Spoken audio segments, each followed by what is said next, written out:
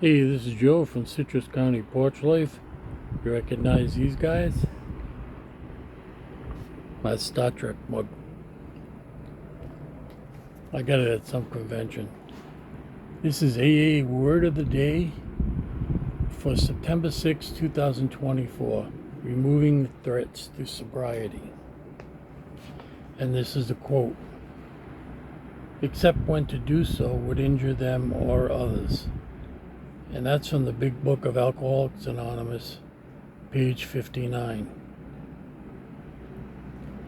Now, step 9 restores in me a feeling of belonging not only to human nature, human race, but also everyday world. First, the step makes me leave the safety of AA so that I may deal with non-AA people out there on their terms, not mine.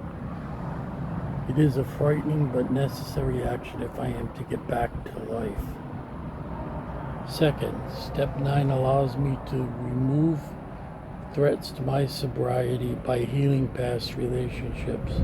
Step 9 points out the way to a more serene sobriety by letting me clear away past wreckages lest it bring me down. And this is the whole goal of step 9, so that we can grow in sobriety, because we cannot grow. It would be, like firemen on a training course.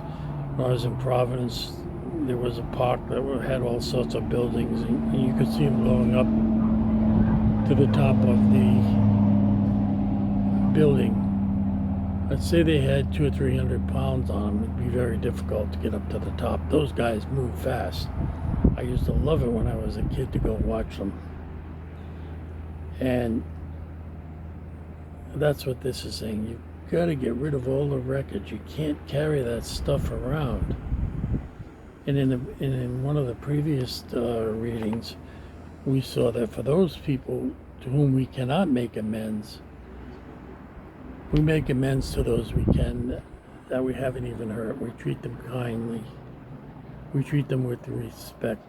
Many people may have died, and there's absolutely no way you can sit and talk to them again.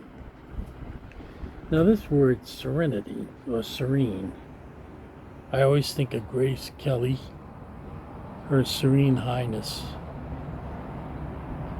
And I looked at the characteristics up of serenity: calm, peaceful, and tranquil.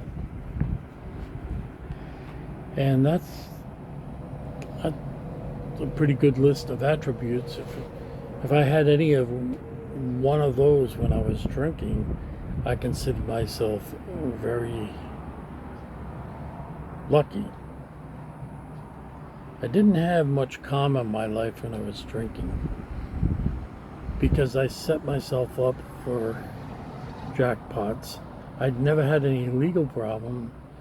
I came very close with taxes, and I never had a DUI. I just didn't. For much of the time, I didn't have a car, so I didn't have to worry about that. I walked everywhere, found bars that were close to me. But, when you think of how nice the calm is, I could not sit down and read. Reading was one of my favorite things, and as my alcoholism progressed, I couldn't do the favorite thing I like to do. I have books, magazines, science fiction and fantasy magazines from the 60s, 70s, all the way through to today. And when they would come in, I would cherish them. But as my alcoholism progressed, I'd take them, put them in a box, and never read them. It was like I had ants in my pants. I couldn't sit down. I just, the very thought of something going on in my favorite bar without me being there got me to go down there on every single free moment that I had. And I like this phrase, the feeling of belonging. I had that exact exact same feeling. I finally, it came about 3 months after I stopped drinking. It was building up gradually. And I went to a cookout and I just enjoyed it. And I didn't have anything to drink. And I talked to my older relatives, mostly old widowed women. And I wasn't bored. And we had a good time, and they told me good jokes and stories from their past. And that's what I thought to myself, you joined the human race again. You've finally done it. And so it is a good feeling. But if we haven't made amends to those people we've left behind, or to those that are still in our lives today, we won't make much progress in spirituality at all. But there is a way. And that's the important thing to know. There is a way. And it is this step. Just like the Buddhists, they name the problems and they say there is a solution.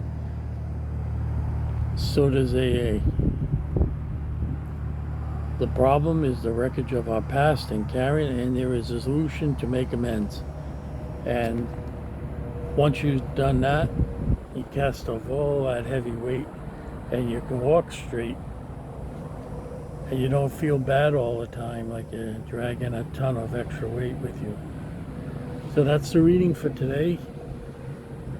I wish you all a great impending weekend. Here in Homosassa, Florida, it's going to be rainy. Every day it shows rain. Last night, I got in bed early. There was nothing on TV, and I knew a storm was coming because the cable kept going out and out and out. And then it takes like 10 minutes to come back, and then it goes out for a minute. It only takes a minute to knock cable out. So I said, the heck with this, I'll go to bed. And I can read on my tablet, I can read my books offline. So I said, that's what I'll do. And once I'm in bed, I close the door. I don't let the cat in my room because all he wants to do is play.